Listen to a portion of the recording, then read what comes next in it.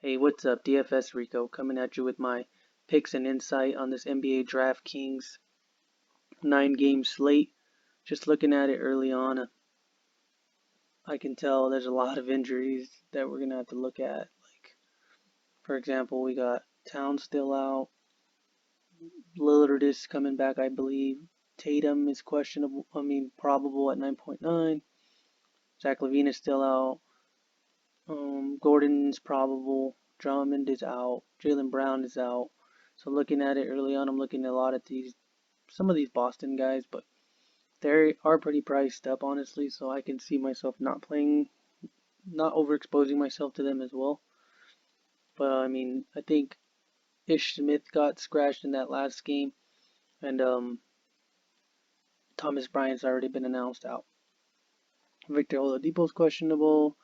Mitchell Robinson is questionable, which can open up some minutes for some of the bigs on this team, especially for like Randall might get a little extra run or something, or Bobby Portis or Tosh Gibson.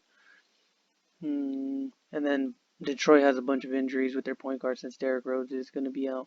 Luke Kennard is still out. Where's Derrick Rose? Who else is still out?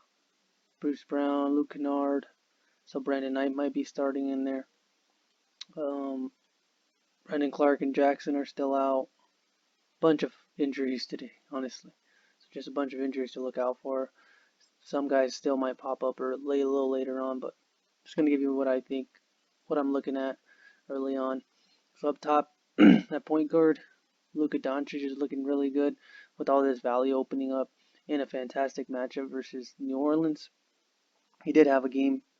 He's played 3 games against them this year, averaging only 30 minutes at 58 fantasy points per game, which I'm assuming means some of those games were blowout. With Zion back, which I believe he is going to play, this game should be a lot closer, and hopefully he can get a little that extra run that he's been playing with 37.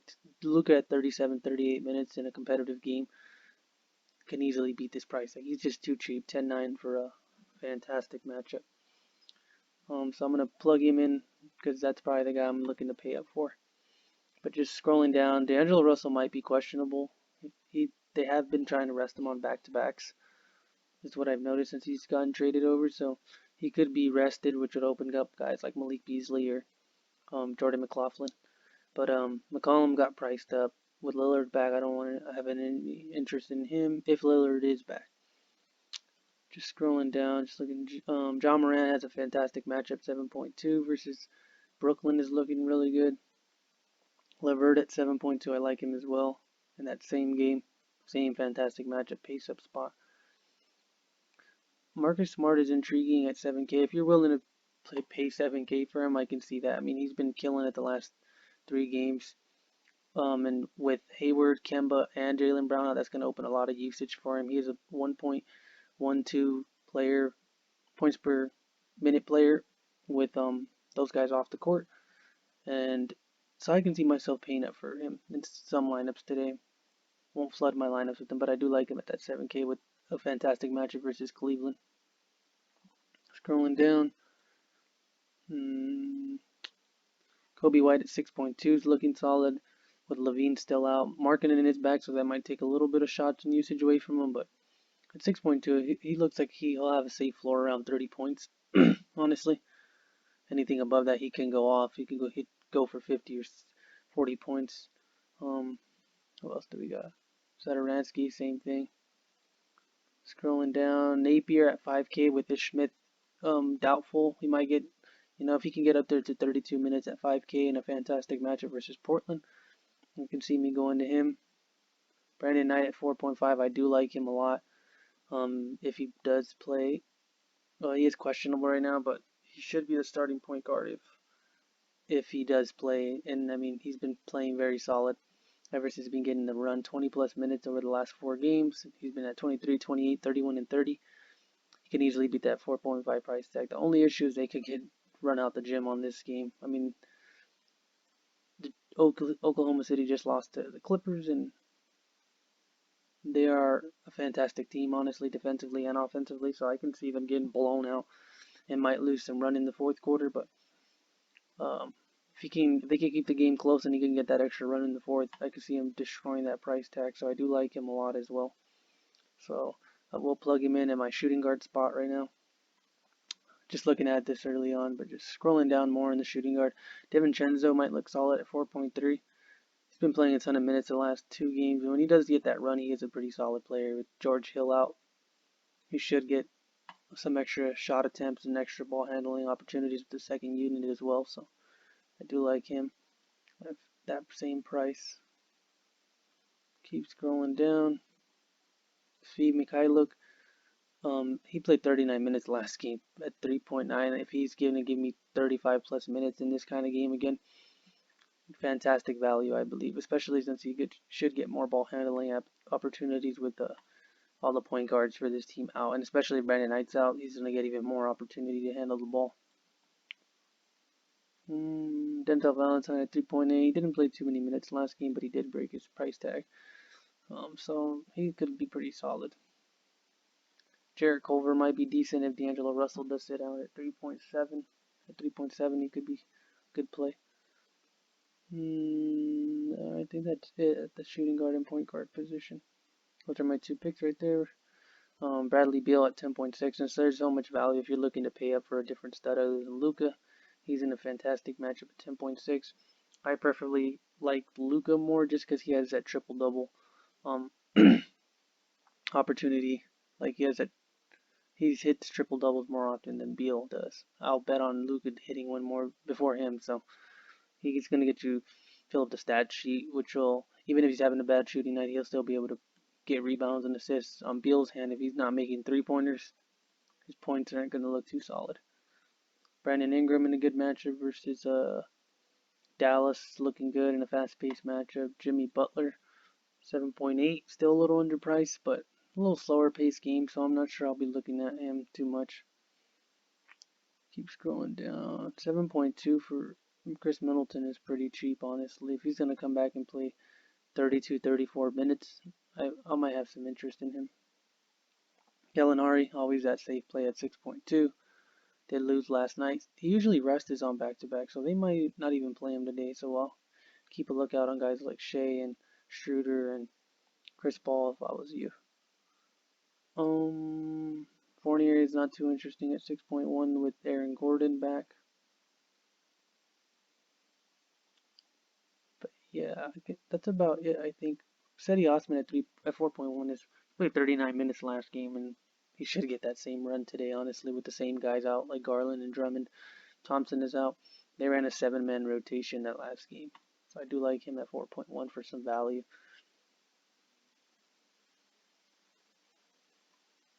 Alright, small forward, I am going to be plugging in. Didn't even mention him, Kevin Porter Jr. I do like him at 5.3, who did start last game over Garland because Garland was out and he played 41 minutes. But he's been playing a ton of minutes ever since. I do like him at 5.3. I like his price tag. I like what he's going to bring to the team. And what's supposed to be a tough matchup, but maybe not because Smart should be guarding Sexton most of the game. So I feel like Kevin Porter will have a little free reign to do what he wants. And so I do like him at 5.3. Power forward. No issues with paying up with Antetokounmpo, Giannis, because the value is there. So if you want to pay up for him, I have no issues with that. Same thing with Tatum at 9.9. It's a little pricey, but with all the guys out, he does average 1.43 fantasy points per minute with those guys off the court. So I have no issue with him. Gordon is going to be, if he's going to be playing 40 minutes after he sat out that one game, he's not a bad play at 8.4. I feel like this game fits his game script. Zion at 8K should be playing the back-to-back. Kevin Love at 7.7. Did play only 32 minutes last game. Maybe if he could get that up to like 34 minutes, I like that price tag on him. Christian Wood is the guy I want to talk about at 7.7. If this game could remain close, which I really hope it does. He played one game earlier this year versus OKC, played 35 minutes, but 52 DraftKings points, which is just absurd. If he can do something like that again, he'll need the game to stay close, which like I said, I hope it does, but you can't really bet on blowouts, honestly. You just gotta play the good guys is what I always say. Play the right plays. And at 7.7, I do like him a lot, so I'm going to plug him in right there. But just keep going down. Larry Nance, if he starts at 6.5, is not a bad play. Carmelo's out the equation now with Lillard back. I do like Rui Hachimura with Thomas Bryant now. He might get like 2 or 4 extra minutes. That last game that he missed, the Bertans missed, he played 46 minutes. Only put up 22 DraftKings points, but it's all about the minutes. And a fantastic matchup versus Portland at 5.4. I can see me putting him in a couple lineups. Keep going down. A lot of these guys I already talked about. Jetty. I think that's it for the guys I'm really looking at right now. The power forward at center. There's no issues paying up for guys like Porzingis. I do like Porzingis at 9K, but since I'm playing Doncic, I don't really want to play both of them in the same lineup. But New Orleans doesn't really have anyone to slow him down, honestly. Who else? All these guys are pretty good. All the self-explanatory. They did price up Jonas Valanciunas at 7.8, but a matchup versus Brooklyn, which is we all know is a fantastic matchup. I do like him as well at 7.8, but I don't see myself going to him too much today. But I do like him in the matchup for sure. Just I like some other guys, cheaper centers, honestly. Daniel Tice should get a little extra opportunities for shots and rebounds with all those injuries out, so I can see him being a little sneaky GPP play. I think people will gravitate towards like Smart and Brad Wanamaker as well. Keep scrolling down. Hachimura is looking good. Naz Reid at 5.1 in a great matchup versus Chicago. As long as he can stay out of foul trouble, he's going to get you 26, 27 minutes. I mean, he put up 46 DraftKings points yesterday, double-double on New Orleans. Another team that's not really good against centers. If he could do that again against Chicago, Chicago is a terrible defense versus centers, so I could see him having a big night again. But the guy I really want to look at is 4.9, Brook Lopez. We all know Indiana likes to play big with Miles Turner and Sabonis, so I feel like they're going to have to give him a little extra run. As we see, he's played 3 games versus Indiana, 28 minutes per game, and he's been averaging 35 fantasy points per game against them. I don't think Indiana is good against bigs, but they like to play big, if that makes any sense. But at 4.9, I can see him easily hitting 30 fantasy points. Anything above that is just icing on the cake. So I do like Brook Lopez. I have a lot of interest in him today, actually. So I'm going to be plugging him at 4.9 at the center position.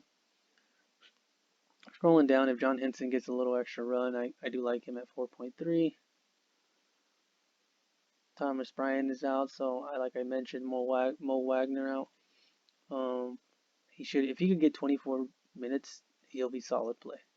Last game that Bryant and Bertans missed, he played 28 minutes, and he put up 28 DraftKings points. But I mean, Bertans is playing this game, so that's why I'm a little iffy on him. He might only get like 18 to 20 minutes, which doesn't make him as great of a play. But he is a solid value at 3.2. He's really cheap for what he can do when he gets the minutes, at least.